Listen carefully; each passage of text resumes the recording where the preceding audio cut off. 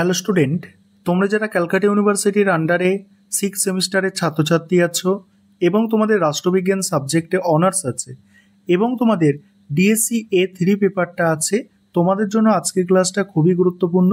আজকের ক্লাসে তোমাদের একটি মক টেস্টের প্রশ্নপত্র নিয়ে আলোচনা করব। তোমরা মক টেস্টের প্রশ্নপত্রটা দেখে নাও।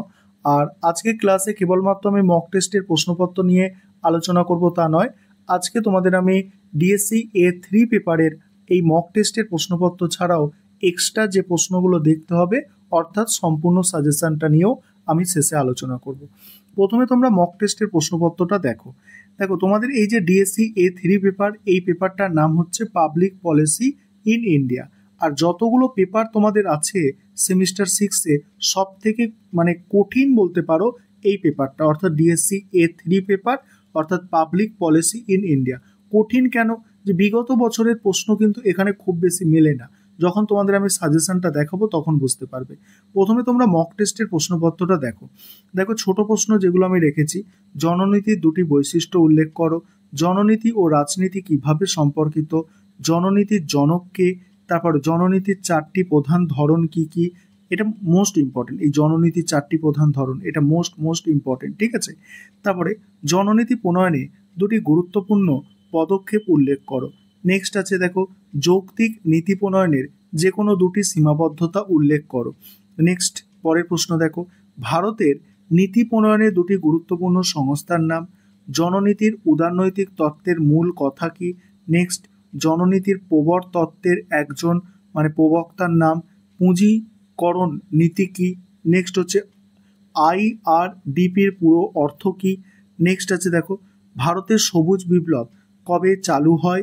নেক্সট জাতীয় শিক্ষানীতি 2020 ভারতে কোন প্রধানমন্ত্রীর আমলে গৃহীত হয়। নেক্সট ভারতের অর্থনৈতিক উদারীকরণের মূল স্থপতি কে ছিলেন। নেক্সট নীতি আয়োগ কবে প্রতিষ্ঠিত হয়। এই গেল তোমাদের ছোট প্রশ্ন। এবারে আছে বড় প্রশ্ন অর্থাৎ তোমাদের 10 নম্বর এবং 15 নম্বর মডিউল 1 থেকে যেগুলো আছে। প্রথমেই আছে নীতিচক্র, ঠিক আছে, নীতিচক্র। দ্বিতীয় প্রশ্ন আছে জননীতি বিশ্লেষণ। জননীতির বিশ্লেষণ ও রাজনীতি অবিচ্ছেদ্য, বিবৃতিটি ব্যাখ্যা করো।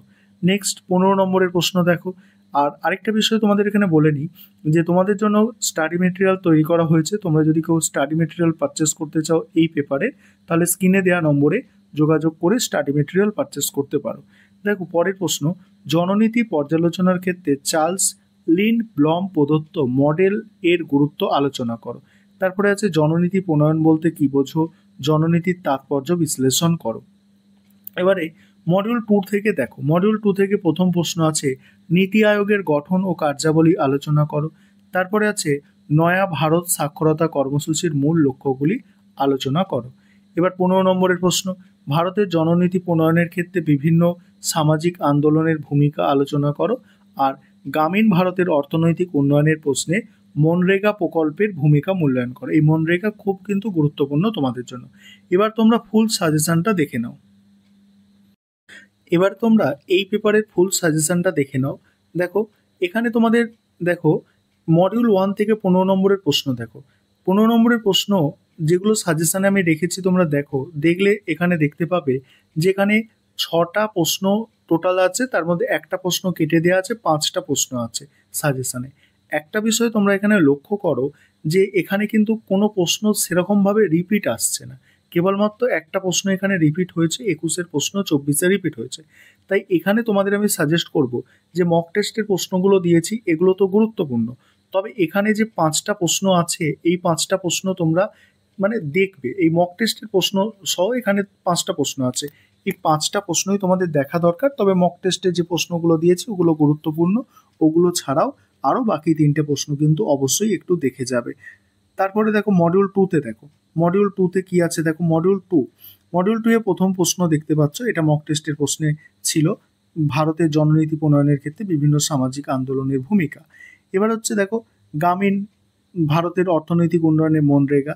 এবার তারপরে এখানে টোটাল 6টা প্রশ্নই আছে, অর্থাৎ কোনো প্রশ্ন কোনো বছরই রিপিট আসছেনি, ঠিক আছে। এগুলো সবই তোমাদের করতে হবে, তবে মক টেস্টের প্রশ্নপত্র যেটা আছে সেগুলো গুরুত্বপূর্ণ। এবার 10-এর 10-এরও তাই, 10-এরও 6টা প্রশ্নই আছে।